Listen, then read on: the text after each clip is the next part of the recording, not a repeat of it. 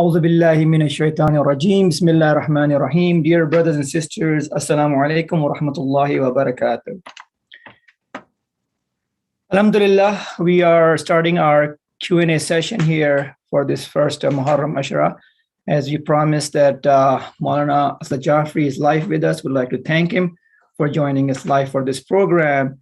And I'm sure, like myself, most of you are looking forward to this very important program. Alhamdulillah, Maulana have selected an amazing topic, which is so relevant, so important. And after discussing with all of you after each program, I got the idea that how important it is for all of us, actually.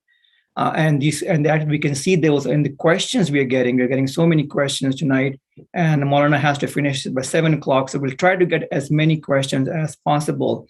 And if you will miss this, and if you have significant questions, inshallah, maybe we can have another program if Maulana has some time for us later during the month, inshallah. With that, we'd like to start the program. I'd like to request Maulana, please come and start the program with a loud salawat, please. Allah. اللهم صل على محمد وآل محمد وعجل فرجهم. Thank you, Mutarhabai. أعوذ بالله من الشيطان الرجيم. بسم الله الرحمن الرحيم. الحمد لله رب العالمين وبه نستعين وهو خير الناصر ومعين. وصلى الله على سيدنا محمد وآله الطاهرين. اللهم صل على محمد وآل محمد وعجل فرجهم. السلام عليكم ورحمة الله وبركاته. Wa alaikum assalam. First of all, we are thankful to Allah subhanahu wa ta'ala for the past 12 nights, and I pray Allah accepts your grief, accepts your gham, accepts your service towards the Ahlul Bayt, and of course towards Allah subhanahu wa ta'ala. MashaAllah, the questions are rolling in, and they are beautiful questions. So I had planned initially to speak for about 15-20 minutes, but I think that what we'll do is we'll just get into the questions if that's okay, to maximize our time. I will say this, that the purpose of the Ashra was simply to address those issues that I think are right now entrenched inside our young generation. Obviously, I didn't cover everything. Obviously, I didn't cover many things that are there, but I did try to, and this is all based on me talking to the youth, serving the youth. When I see myself, those things that are kind of common through every generation, and so I know that many of you might have liked if I touched this topic or that topic. Or keep in mind, we only have 12 nights, right? And there are a plethora of issues that our youth face today. So it was my discretion. Inshallah, hopefully you found it beneficial. I know I did. I learned a lot myself. The second point is, I'm not sure if that sound you hear is coming into the audio, but my neighbor is doing some work, and so he has he's got some sort of a water tap on. So I hopefully this mic is drowning that out. I'm not sure if it is or not. We are good, Maulana. Okay, thank you. Okay, thank you. So, that was number one. The second point I want to make, and then we'll get to the questions, is that, this was meant to talk to the youth directly and to challenge them, okay? And to ask them to, like I said many times throughout the Ashra, to seek the religion. It's there, ready to be sought. Now seek it, right? If you want to know anything else, you research it and research it and research it. But that has to come from passion, okay? Now, my parents in the audience who are listening, of course, we are very worried about our children. I'm worried about my kids. You're worried about your kids. And it's not just us. You look at, for example, the holy prophets. Nabi Nuh, now the adab is coming. He's looking for his son. This is my son. This is my son. Allah says, Ya Nuhu laysa min ahlik. He is not your son. He's not from your ahl. He's chosen his path, and that's his destiny. Or you have Nabi Ibrahim, right? Rabbi ja'alni muqim as-salat wa min dhurriyyati rabbana wa taqabbal du'a. That, oh Allah, make me amongst the ones who praise salat, establishes prayer, and my dhurriyyati, and my children as well. So these are prophets that were worried about their children. Imam Ali's letter that I talked about in Rajab with all of you, letter number 31 on Nahj al-Balagha, talks about the idea. He gives paragraph upon paragraph of advice to his son. And this is a ma'asum son, obviously a father to a son that he's worried about what will happen to you in a couple of years. So, it's a reality that will be there. to my elders, your parents were worried about you. You are worried about your kids. Your kids will be worried about your grandkids. It's just how it is. Inshallah, I'll get through some of the questions and then we'll go from there. So let's begin with these questions bit by bit and see how far we get. They keep rolling in. So I will answer them as they come in. So the first one is that my son is in his mid-20s and has mostly Sunni friends. He says that he does not feel any special connection with Muharram and the Shia traditions of Azadari. As a Shia mother, it is very painful for me and I don't know how to handle this situation. We took him to majlises, he read Nohas, the question says, but now he says it doesn't make sense to him. Please advise. You know, it's a common issue, and it's only a common issue because our youngsters and our youth see Azadari as a series of rituals, and they believe these rituals now date back to some Indian Pakistani culture. They don't understand that a lot of what our majalis looks like actually comes from the Ahlul Bayt. They taught us how to grieve. Yes, there are certain things that the culture has influenced that sometimes can be seen as detrimental, but to throw out the entire azah because of a few rituals that may not make sense to you, I think is a cop-out. And I am okay with calling out the youth. And hopefully if there are individuals right now sitting there, my young guys right now sitting there, and you have 1,000 questions about tabuts and alums and this and that, and there is a question about the alums that I'll get to, this and that, and why do we do this? It's so weird. You know, there's a white sheet and there's red paint all over it. You guys surprise me sometimes. Everything else, and inshallah I'll get to it, everything else makes sense to you. This for some reason is a sore spot. And part of it is because I think you have some trauma. There is a little bit of Azadari trauma. You know, you can't wear a certain color, you can't sit a certain way, you can't eat a certain food, you can't watch television. So growing up, Muharram was always this sort of pit in your stomach, gloomy, you know, the lights are out, the beating of the chest, you watched your mother and your father cry like you've never seen them cry before. You watched the Alums scream on the minbar. So it's possible that your connection to Azadari comes from a very traumatic experience. So let's deal with that first. Don't throw the entire azah out. If things don't make sense to you, ask Baba, ask, why do we do this? Why do we do that? And if there are some things that don't have any religious basis, and yes, there are some things that are, let's say, Hindu culture, for example, or I don't know, other cultures, for example, then stop and ask yourself, is this worth the fight? Is this really detrimental towards the deen? Now, yeah, if there is stuff that's blasphemous, they're making up stories, there is, you know, all sorts of corrupted and made up and ja'ili things that are distorted, that's different. And yeah, sometimes in the history of the azah, in this azadari, there has been things that have no basis and should be removed. But for someone to say, I don't have any connection, here's a man with his family and friends, standing up for justice, sacrificing everything he could, treating his enemies with the utmost respect, giving his horses, the enemy's horses, water, the compassion Hussein showed, the love Hussein showed, the respect for God Hussein showed, the fight and courage and bravery he showed. Don't get stuck on rituals. If that doesn't make sense to you, fine. Look at the overall message. These are universal messages that humanity now is drawn towards. Right? So don't reduce the azah to a set of rituals, the color of your shirt, for example, I don't know, something you're wearing on your wrist or around your neck, for example, a certain food you can only eat on the day of Ashura. You know, you're doing yourself a disservice. You're doing the azah a disservice. You're missing out. I'm sorry. I have no problem with you having non-Shia friends. You're missing out on a path of revolution, a path of salvation. To my moms out there, to my dads out there, you've done your level best. I'm not going to sit there and say, oh, do this, do that. No. Raising your child when they were, let's say, 10, 11 years old, the options to take a child to an English majlis were very, very limited. I've seen the Beit al-Asr community. I've seen the Beit al-Qan community. You know, you are fighting this urge now, even though, you know, an Urdu majlis is nothing like an English majlis. It's far better. You know, there is, you know, just sheer language sometimes. and you feel connected to the alim who talks in Urdu. You feel more grief when the masaib is in Urdu. But even that, you sacrifice all of that to listen to someone like me, just for the sake of your children.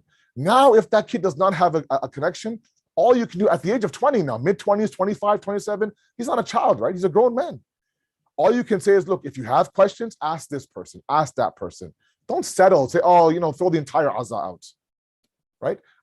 Let's be a little bit careful with that, okay? So as a mother, what can you do? You've done everything you can do. All you can do is remind them, look, for everything there's an answer. If you are serious about this, seek the answer. If you have azadari trauma and there is triggers inside of you, that every time now Muharram is announced, there's a pit in your stomach, then you have to handle that, deal with that. Go back and revisit yourself and have that uncomfortable conversation, inshallah. Question number 2. Maulana spoke about drug use amongst the youth of our community. Before we can address the difficult task of handling the youth on this issue, I feel that the low-hanging fruit to be addressed initially should be the adults. There's an environment of total denial with regards to both drugs and zina problems. Both the community and religious leaders are shy away from these topics as they find them uncomfortable. I would like to know what is Maulana's recommendation on how best to impress the community, adults, and these issues should be openly addressed and look for common solutions. Okay, so I get it. You're right. As I've mentioned a few times in the Ashra, if a young person has uncultivated land, as Imam Ali says, the cultivators of that land are not just one, they're several. Okay, the most effective 2 cultivators are the kid themselves and the parents. Okay, and I agree with the person who asked the question. There is this denial. There is this kind of, let me bury my head in the sand. This not my kid, not my kid, not my kid. And, unfortunately, if you are a parent like that, who does not take this seriously, then unfortunately, you're going to wake up one day to a rude awakening. And I don't mean to be negative, but I've seen it too many times. And all the signs are there. All the signs are there. And I think sometimes we are somebody, we kind of we are a little bit of we have a fear of shame in our community. If I come to an alim or come to a senior in my community and say, look, I need help in raising my children. My child is having drug issues. My child is with a lot of women, let's say, for example. We're worried about the fact that the person in front of me might judge me and say, oh, you're a horrible parent. Gariko Samalo, look after your house. So in order for me to avoid that awkwardness, I'll kind of turn a blind eye. You're doing nobody a service by doing that. Okay. So if you see the signs, okay, he's out a lot, for example, right? Rebellious in nature. Okay. Money for some reason is being spent like crazy. Okay. He seems to be over hungry. He seems to be delirious. He seems to be a little bit out of it. Stop and ask yourself, is there a problem? Okay. He'll deny it. She'll deny it.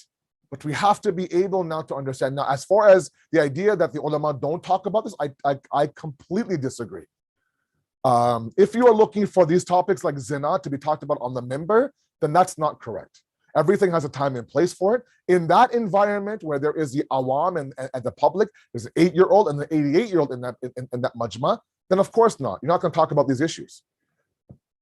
You have to arrange a little bit of a different programming, targeted at a different audience to really pinpoint the problem. Okay. This, sometimes this absurd discussion that everything needs to be addressed on the mimbar is not accurate. It's not wise. Even the Prophet had levels of ashab, levels of discussion. He had the awam, he had the sir, he had the common companions and common discussions, and he had those that were kind of secretive within his circles. Okay, so as speakers, we do our level best to talk about those topics that are current, that are relevant. We're bound to upset somebody.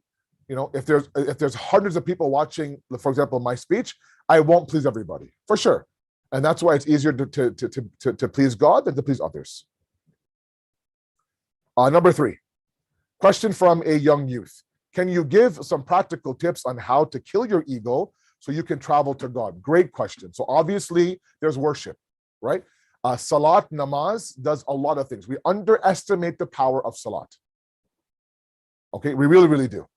We see it as a burden. We see it as a checklist. We see it as, okay, done, out of the way. If you understand what you're doing, it is the ultimate ego killer. Okay? You're bowing. You're placing your head on dirt. It's mustahab to rub your nose in dirt. All these things, right, are meant to kill the ego. Okay? So the first thing I would do, and I don't know how young this person is who asked this question is, don't underestimate the power of salat. Now it is the big movement towards meditation, towards yoga, and those are all great things, but they're not meant to replace our salat. Okay? Salat is an entire encompassing mind, body, and soul exercise. It's a worship. And God says do it 5 times a day. Can you imagine? Imagine doing yoga 5 times a day. Imagine meditating 5 times a day for 5, 10 minutes at a time, right? With complete mindfulness. Where would you be? Okay? Now that's one. Work on that, inshallah. That's that'll kill your ego. Other small things the ulama say, and these might sound weird to you. For example, clean the bathroom in your house.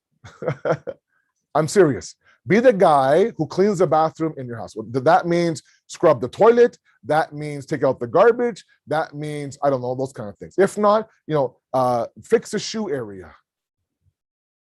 Okay? Serve and volunteer in the community. You are in charge to make sure the shoes in the shoe area at Beit al-Asr are put nicely in the shelf.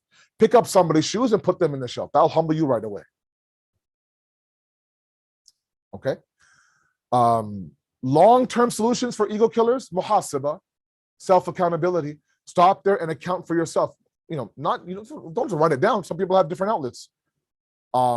Intellectually, in your mind, sit there and ask yourself, what is it that I've done today and why did I mess up? Where were my triggers? And go from there. Okay? So, there are long-term solutions to kill ego. There are short-term, everyday things, right? Do things that will remind you that, look, you're not as high and mighty as you think you are. Okay? Number 4, what is the purpose behind touching alums? Okay, let's do that. Let's talk about this. Anyways, alums, tabuts, I don't know, jula, all these things. First of all, these questions about these alums and tabuts have only, I believe, recently come about. I grew up in a very typical Indo-Pakistani home, in a very, very typical Pakistani Urdu-speaking center, my whole life. Okay? I think my first English ashra that I heard was when I was maybe 22 years old. Okay? Now, they've really tamed things down now. I remember in Abu Fazl Abbas's 8th Muharram Majlis, there used to be a train of 15 alums.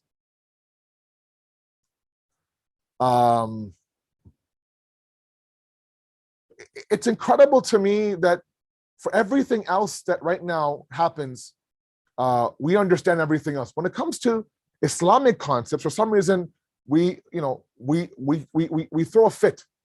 And I'm going to be very, very blunt with all of you. Sometimes I think for people who are in their 20s and people who, I just gotta shake you guys a little bit. Like, everything else out there, they use symbols, right, to remind you of realities.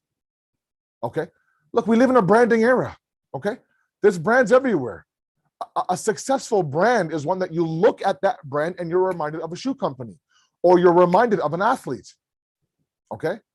Or you're reminded of some team, let's say, for example.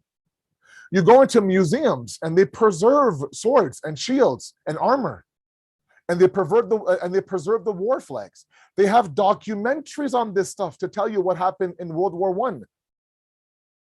Okay, this was the armor that was worn by this general in World War I, for example. Okay, and all that's meant to do is to, number 1, to preserve the legacy. Number two, to remind you of the history. And number 3 is to make it real, to actualize it for you. Now, why can't we apply? That all makes sense. We'll pay money to the museum and go see these things. We're like, whoa, that's pretty cool, man. That's pretty cool. Why can't we apply the exact same thing to alums and tabuts and everything else? An alam is nothing but a symbol.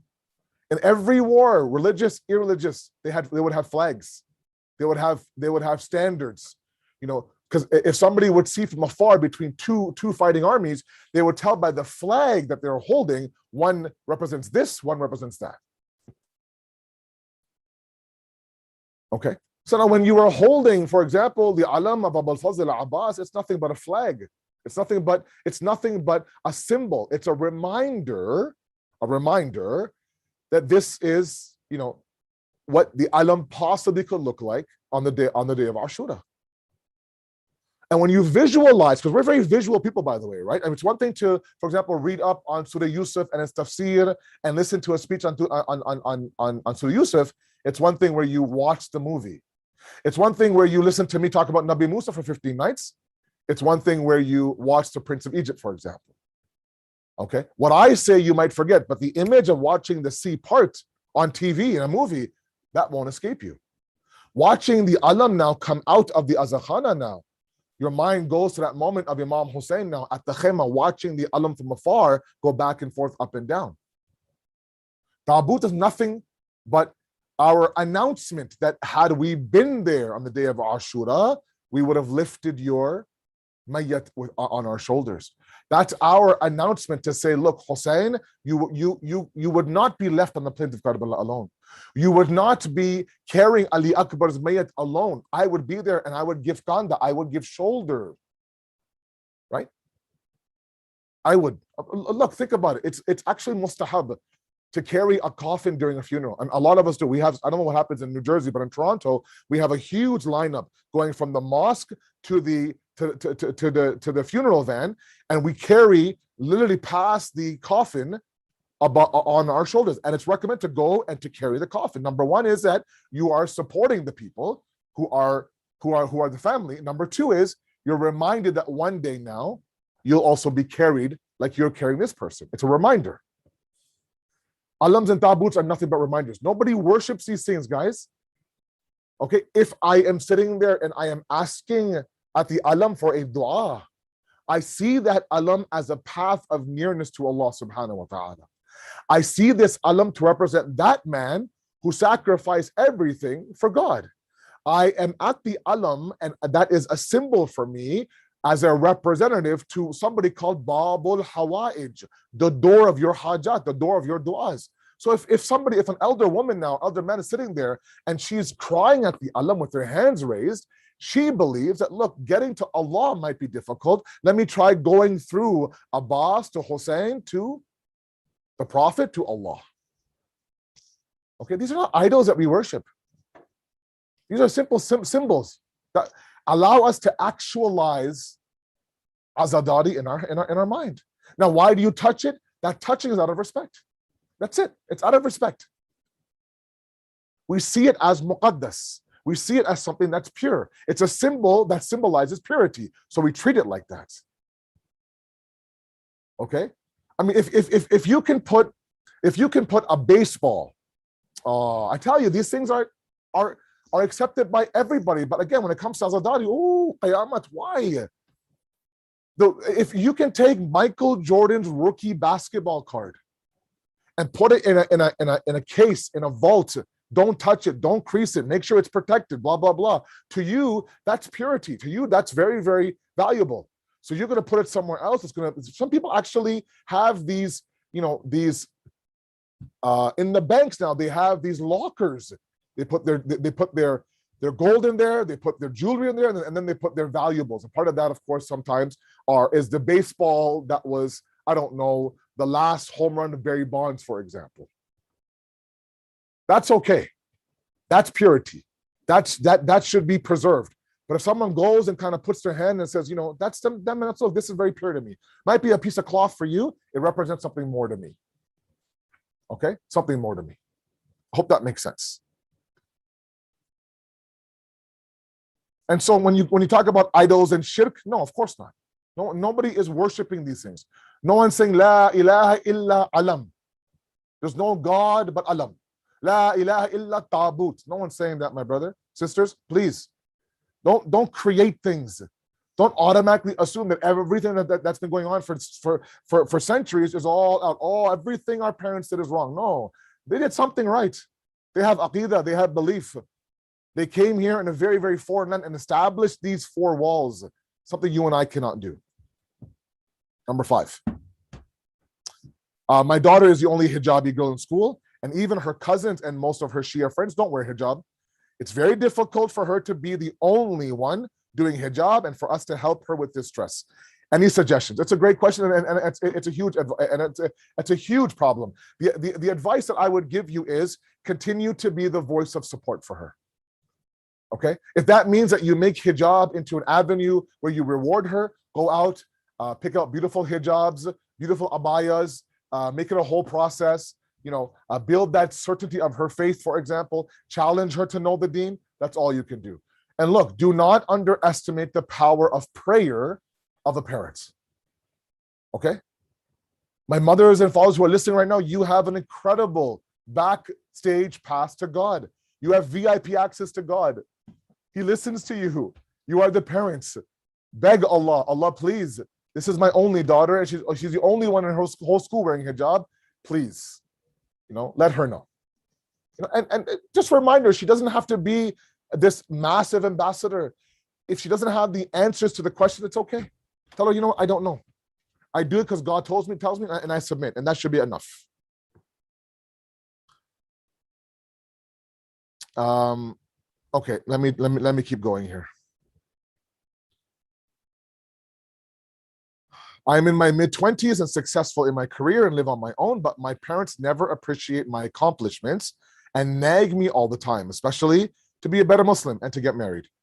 When I was growing up, they weren't too religious. We did basics of masjid involvement like Ramadan and a few months in Muharram, praying and fasting on and off.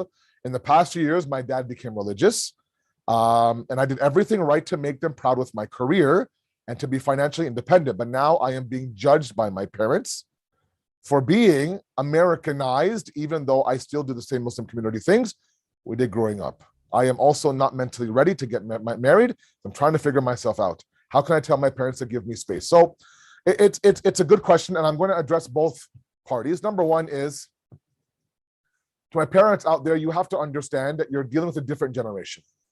Okay? Call it what you want. Bade hassas bache hain Maulana. They're very sensitive. They're very this and that. Right? Jaldi ghussa aa jata hai. They get angry very quickly. Whatever it is, that is the reality.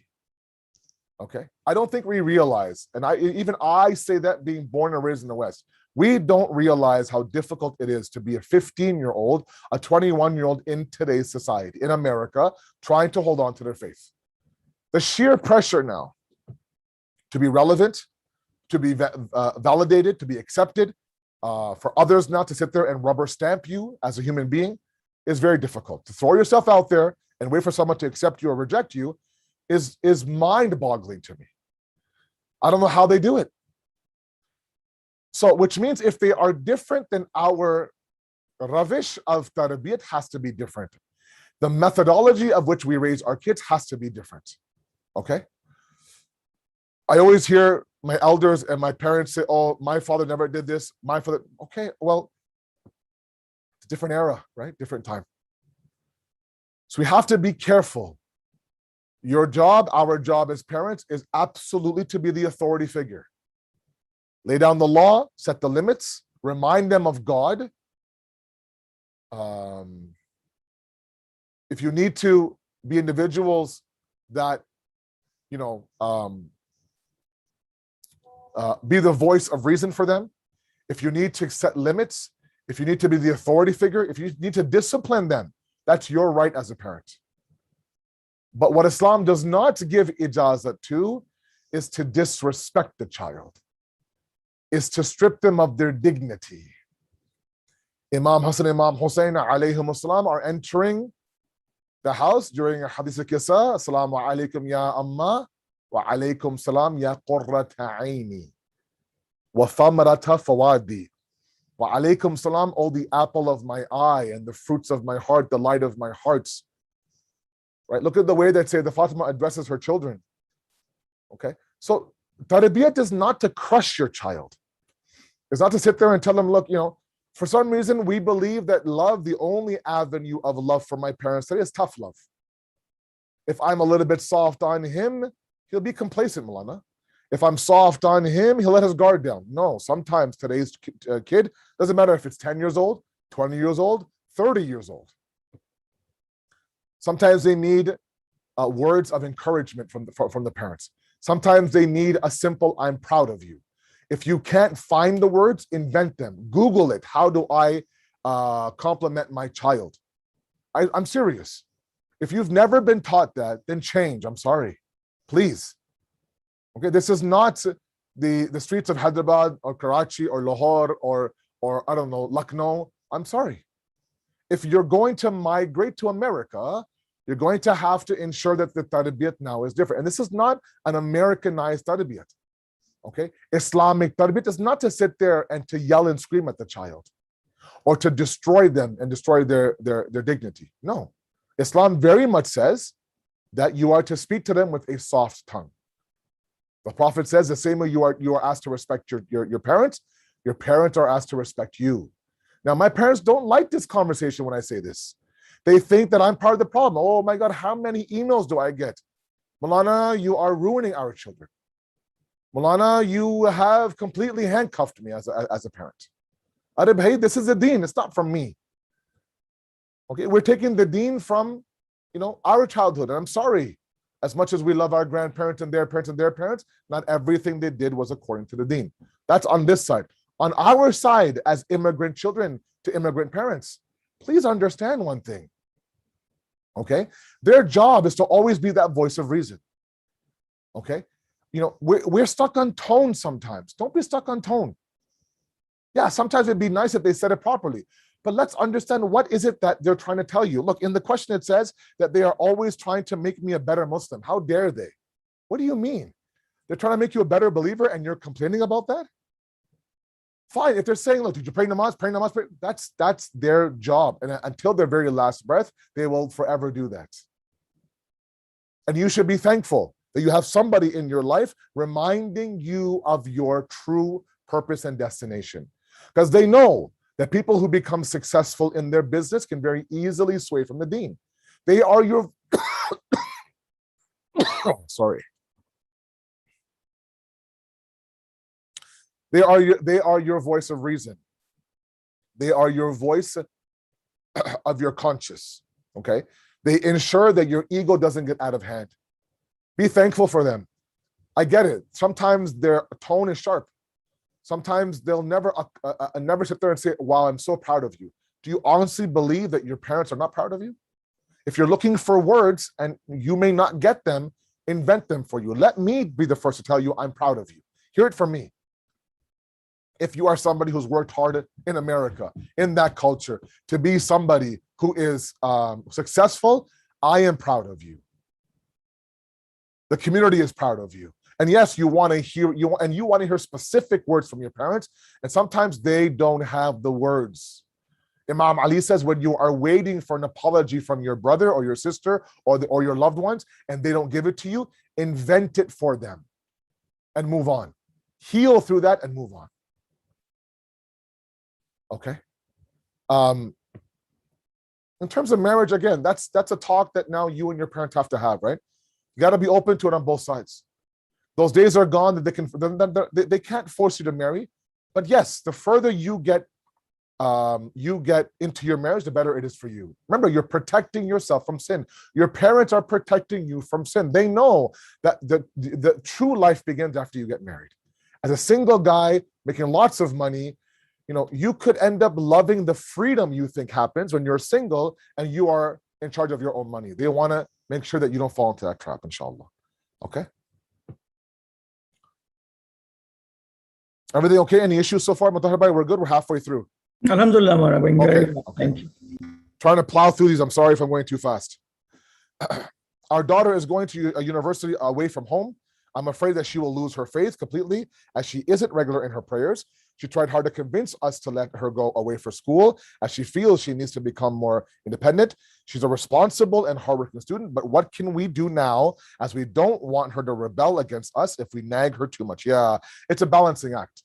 It's a case-by-case situation, okay? As I said in the previous question, you should not be made to feel guilty as the parents to be their constant voice of conscience. All right. If to my uni guys out there, if you are out of state, off campus or on campus, and your mom is calling you, and the first question she asks is, "Did you pray namaz?" Oh God, mom, really? That's not a response you give to your mother and your father, who's reminding you to be a close servant of God. Okay? Thank Allah for your parents. Yeah, you want the freedom, blah, blah, blah. They will do what they do best, and that is remind you of God. Okay? And sometimes I tell you, you won't realize it. I didn't realize my father until he left me in my late 20s. And now still it's been almost 20 years since he passed away. I still now regret because I was like, okay, dad, roll my eyes. Meanwhile, if I look back to it, he was simply trying to make me a better person. So all you can do is be a reminder. God says to the Prophet, you are a Bashir, you are a Nadir. You are a warner, you are one who gives good tidings. Warn them of the repercussions, give them glad tidings of Jannat or heaven or serenity. But ultimate hidayat is up to you. You have made the decision with your husband or your wife that we're going to let our daughter now go away for university. Now trust. Trust the tarbiyat that you gave them. Trust the tarbiyat of the Ahlul Bayt and pray for them, inshallah. But always be that reminder. They can hoo and ha and roll your eyes and okay, mom. Let them do all that. That's them. But you continue to be their parent, because it doesn't matter if they're 40 or 50 and you are, mashallah, now a grandparent, you're still their parent. My mother still tells me certain things, right? And I expect her to do that, inshallah. Okay. Now this question, Maulana keeps mentioning that the youth can take their sweet time in fulfilling their obligations as they wish and should not be told otherwise. What if they run out of time and never get to that stage? Isn't there a sense of urgency relayed to us by our imams regarding fulfilling of our duties? So first of all, I found this question to be insulting. To be very blunt with all of you, I never once said, oh, take your sweet time. Those weren't my words. If you're going to now quote me, then quote me verbatim, word for word, okay? Don't add your mirchi, masala, your haldi, your adak lesson. Don't do all that. Don't add your salt and your garlic and your, okay? I never said, oh, take your sweet time. Don't worry. If you don't want to pray namaz, it's okay. Don't pray namaz that day. Don't worry. You are you. Show me anywhere in my ashra where I said that to any of you. So I didn't do that. So I find that insulting, first of all. Let's, if you're going to quote me properly. I'm very careful with my words up here. And everything I'm saying does not come from my empty mind. It comes from the Ahlul Bayt. On top of that, if you heard the entire majlis, you would know that I said that where the red line that you cannot now dip under is your fara'id and your wajibat. I was talking about all the mustahab things that sometimes we make such a boj on us, a heavy burden on us. I was talking about those things. If at that moment now your heart isn't into it to do your mustahab act, then don't do that. But you cannot sacrifice your wajibat. The fulfillment of your wajibat is prime. It doesn't matter if you have to drag yourself to janamaz, or you're not feeling it, or it's like, oh God, you have to do it. I will never say, oh, okay, only pray Fajr on Monday, Wednesdays, and Fridays. Baba maine kabhi bola. Tell me one time I said that in any speech. I didn't. Right? The condescending nature of this question is insulting. I'm sorry. Okay. So no, what I'm saying is I'm telling you that this is a journey to God. Okay? A journey to God. If you were to drive from New Jersey to Los Angeles, drive right down all the way down southwest,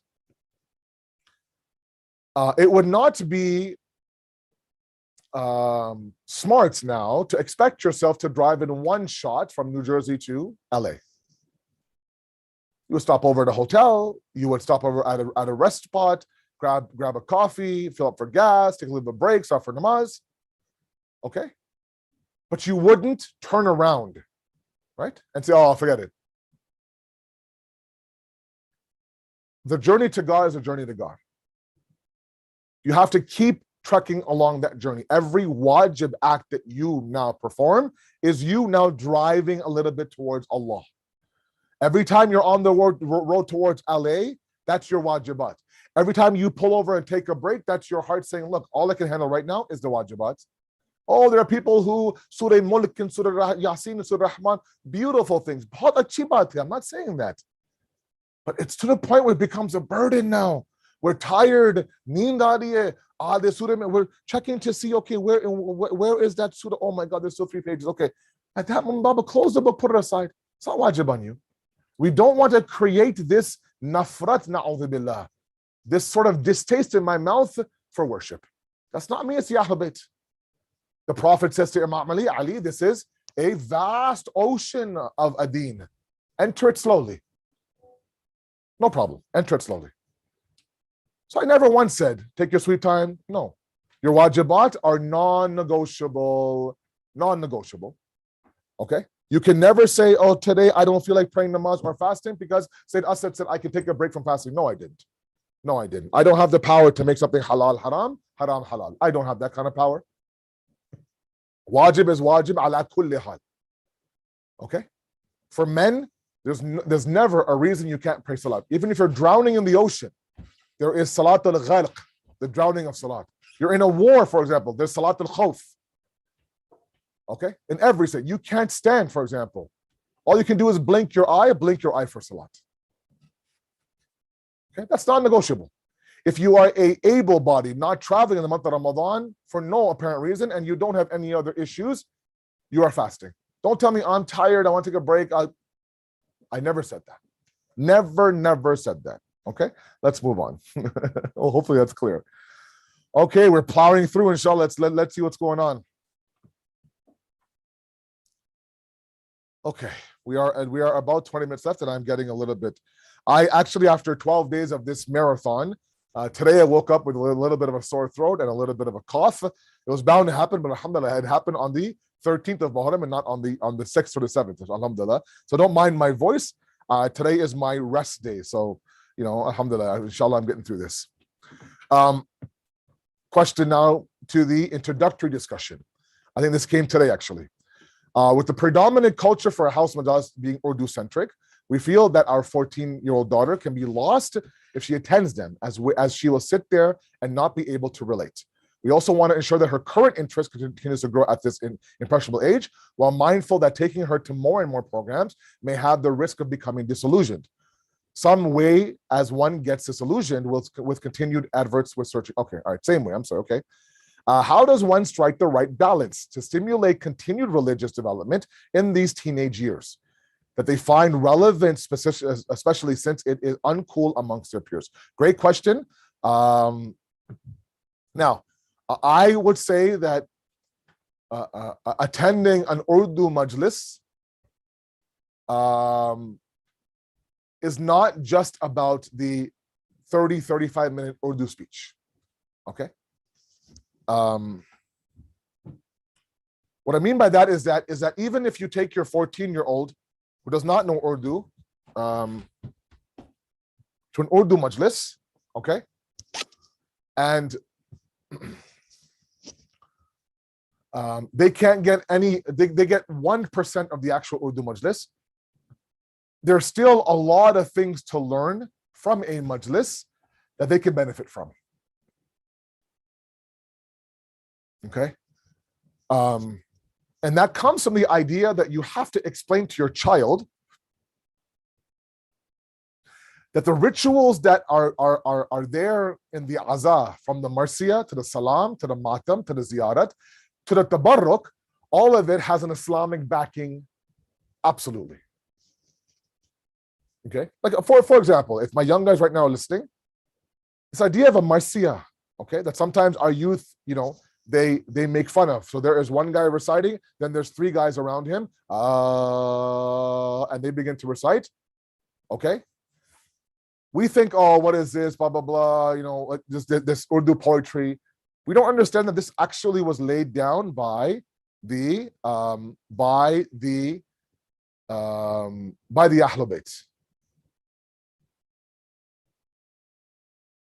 By the Ahlul Bayt. Every Imam after Imam Hussein would have certain customs when Muharram came about. They would call the poet of their time, ask the poet, write poetry about my grandfather Hussein. Okay? Recite that poetry. Recall the events of what happened. So Imam Sajjad would tell the events of the day of Ashura, and the poets would write about it in their poetry, and then they would recite. Okay? And to the point where the Imam would stop them and say, no, recite again, this time put a little bit more grief into it. And the people around them listening would be grieving. And it's not it's high, high. When you say high enough, high, those are people around the Marcia. Okay, it's not some background band members that are sitting there making sure you're on tune. They're creating an environment of grief. Remember this, guys. Sometimes we create environments that are forced to invoke a certain level of happiness. When you walk into a wedding, you see decor, you see balloons, you see flowers, you see people wearing shiny clothing, and that invokes a sense of happiness. It actually forces you to be happy. Okay? And that's part of the process of a wedding. They create an environment for happiness. Why can't we create an environment for grief? You walk into a majlis, there's black on the walls, there's black on your bodies, there are people on stage that are moaning essentially out of grief, and there's a man now who's describing the sacrifice of Karbala. That's all from the Imams. Okay? Matam Sinezani is organized grief, standing now in line. Again, a poet now, a noha being recited, which essentially is poetry, and you're slapping your chest out of the grief. Now, where the limits are there, the Maraji have established the limits. You follow the Maraji. Okay? Tabarruk is the idea of us giving to those who have come for the azah. Right? It comes from barakah, from birka actually, which means barakat. These are not cultural things that we throw out. We throw out. Okay? Let's be careful. So the idea, even if it's an Urdu majlis, I would still take your 14-year-old, because there's lots of adab and etiquette that you learn. You teach her how to dress in a majlis, how to sit in a majlis, how to speak to others, salam, dua. She sees individuals, right? She can see, it softens the heart. Don't underestimate the power of a majlis. Imam Rada alayhi salatu wasalam, man jalasa majlisan yurhiya fihi amruna lam yamut qalbuhu. For the one now who sits in a gathering where our affairs are mentioned, our grief is mentioned, our celebration is mentioned, those are gatherings that enlighten the hearts. People who sit in those gatherings, their heart will never die. Lam yamut qalbuhu. It won't die. Don't underestimate the power of even sitting in a majlis that is not in your language. Hope that makes sense. Now, yes, you want to balance it out with the idea that, about the idea of English majalis in her language, of course, and there's plenty online.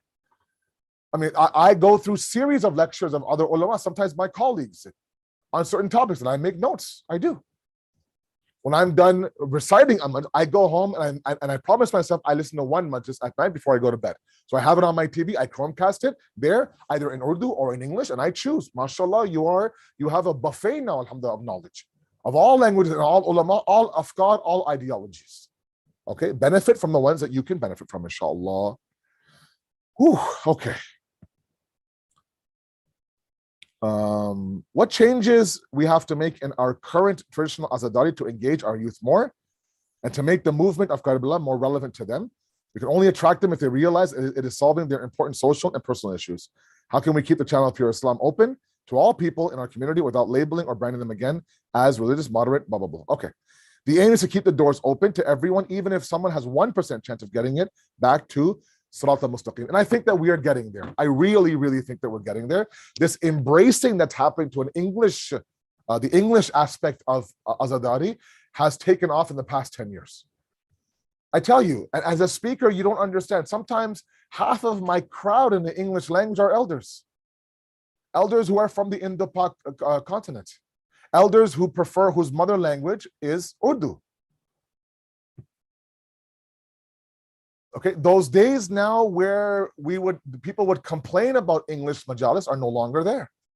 A lot of you would sit there, and 10 days are very, very precious to all of you.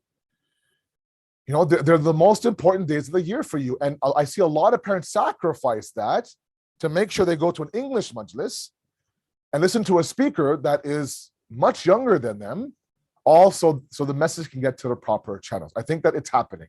There's poetry being made, there's documentary being made. We have all sorts of Shia channels in English that are right now producing excellent content for Azadari. I think all of it's being done. All you have to do is balance it out. Do not be stuck on one language. Don't think that Azadari is only Urdu or only English. No, every language. every language now can present Azadari, right? This is not anyone's Hussein, this is everyone's Hussein. Remember that. This is not anyone's Hussein, it's everyone's Hussein. Okay? So I think that it's being done. I think that, this chance you're giving, I'm sorry. Give me a second here, please. Allahumma salli ala Muhammad wa ali Muhammad. Thank you. This chance that we're giving these youth, I see Beit al-Asr's videos afterwards, mashallah, from Hamza to others, to Mutahhar Bai's son, to mashallah, to so many other individuals, right? Even at Beit al-Qaim now, I see so many. This is you now injecting that into them. And don't think for a moment it's not having impact. It is. It is. The questions I get from 7-year-olds, like they ask me, who is Shahzadi in Karbala? Okay, who's the one that tied Imam Sajjad's arms together? Right? Was it a horse or a camel? I mean, incredible questions. I never asked those questions at 7 years old. Never. I just kind of assumed, right? So we have to be able to be those individuals that understand that there are things that are working. Yes, yes. Okay. Let's go back to the WhatsApp group. Mutahhar, you sent some more questions? Just a last question, Maulana. I just sent you right now. Sorry, it's a little long, but that'll be a last question. There was one about mental health I saw somewhere. I wanted to, yes, okay. Okay, yeah, okay. Yeah, I didn't get that one. Okay, so I'm looking at the one that you're sending me privately, but I'm going to go into the WhatsApp group. There is one that I wanted to address and maybe make this, if it's okay, the last question. We'll see how it goes. Sure. The question on the discussion of mental health. It's a very good question. I love it. I love it. While those from the previous generations may be taking longer to embrace the reality of mental health, I sometimes wonder if their challenge has merit, because their perspective is the struggle they went through to be successful. Surely what they endured was not good for their mental health. However, they powered through out of no option, and they therefore have difficulty navigating the challenges that youth are going through today, which to them originates from ease equals value. Beautiful. If I can be challenging and on the side of the elders for a minute, based on the above, is this mental health business a first world problem? I mean, how can we even begin having a discussion on mental health with the youth of Palestine and oppressed elsewhere? I agree. Also, how do we ensure that we are not trapped into being overly cautious of mental health issues and thereby not stretching our kids to the max of their development? So it's a great question. And you're right. It is a balance, and a balance that I think we're still trying to figure out. There are those that believe that, and I'm one of them, that we cannot compare this childhood and this upbringing to, like I said, even me growing up in the 90s as a teenager. Is nothing compared to what they face today. Take it all the way back to Karachi or Hyderabad, wherever you're from, let's say, for example, or other countries in Iraq or Iran, Afghanistan possibly. You're right. Those stressful, those anxious moments also happened in your generation when you were younger, and there was no outlet, no compassion. I joke that, I often would wonder what would happen if my father told his father at 15 that, Dad, I feel stress in Karachi. You would get laughed at. There was no acceptance of those emotions, but that's not the way you do things. And we think for a second that, oh, we were okay, we were successful. I think that's also a very broad conclusion. There are some of our elders who are jaded, who are angry, who did not succeed, who had heart attacks at 40, who dropped at 51, for example, right?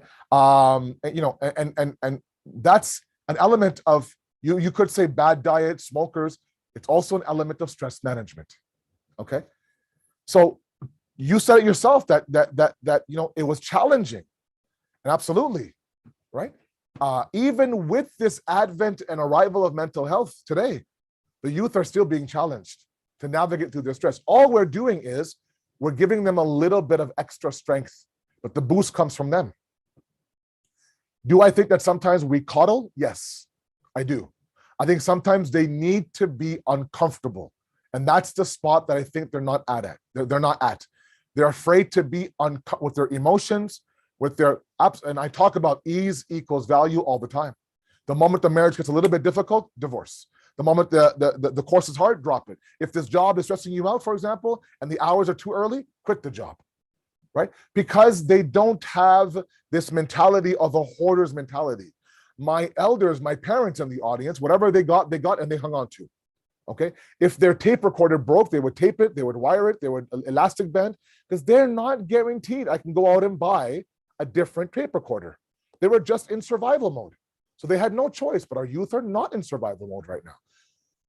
Okay, sometimes we upgrade our phones for no apparent reason. My iPhone 6 is perfectly fine, but I want the 12 Max Pro because I can. Now, some could say, oh, that's asraf, fine, but they're not thinking in survival mode. They're thinking in value mode. Okay, we have to now combat that with the deen and say, look, the deen says, be simple. At the same time, it does say self-actualize. Maslow's theory, Abraham Maslow's theory, that triangle, the bottom is just food and shelter. And for many, many years, our parents are just about, look, I just need to feed you and make sure you have a home. So you would work odd jobs. This generation right now, the ones who are earning money in their 20s and 30s are not worried about dwelling, not worried about their next meal. In America, I don't think they are. They are trying to get to that peak of the triangle being self-actualization. What they don't realize is they have to travel through themselves to get there. So they're trying to get there by avoiding themselves. You can't. You can't. There's trauma inside of you. There's triggers inside of you. There's sin. There's envy, greed. There's lust, desire inside of you that has to be navigated. وَعَسَىٰ أَن تَكْرَهُ شَيْئًا وَهُوَ خَيْرٌ لَكُمْ, the Quran says. It could be that you despise something. It's actually very, very good for you. It's a beautiful question. It's an ongoing process. And I think we're all trying to figure out the balance between coddling our generation and allowing them to flourish. I think a little bit of a dakka, a little bit of support that we have you, a little bit of a safe net is okay, provided they're not afraid to climb, right? And, we have yet to figure out that balance, if you ask me. I think that seeing this young divorce rate that's going on is devastating for me.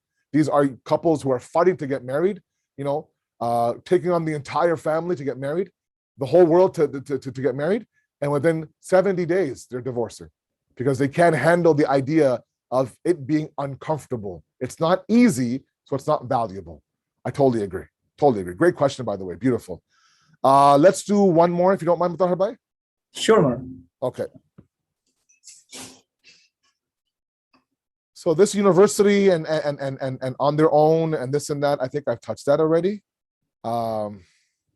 Changes to Azadari, I've touched that, inshallah.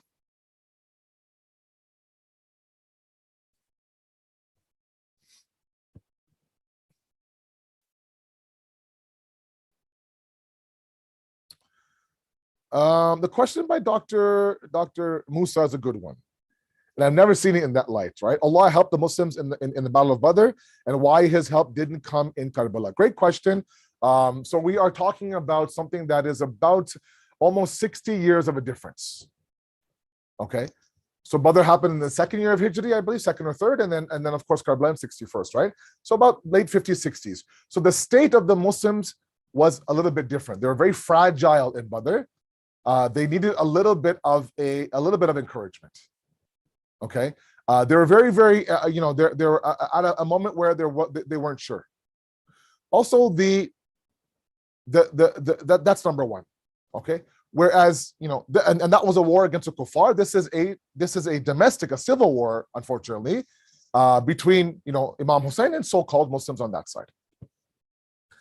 That's number one. So, an apples to apples comparison cannot be made because, we're talking about, 5 decades later, Islam was a little bit more pukhta, a little bit more solid in its foundation. The Muslims were now a little bit more concrete and firm into their belief, number one. Number two is that the purpose of the wars were different. Imam Hussein was not there to actually fight. He was there now to relay a process. The process had to go through its term. It had to go through its fulfillment. Imam Hussein had to be sacrificed. Abul Fazl Abbas had to be sacrificed in order to awaken the masses. The blood of the grandson of the Holy Prophet had to be shed. Otherwise, everything else, nothing else would have mattered.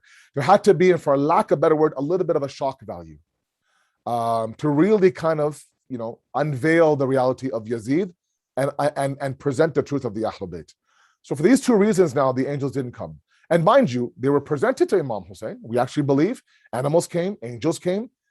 We believe that Jibreel came on the day of Ashura, army of thousands of angels, and Imam Hussein said no.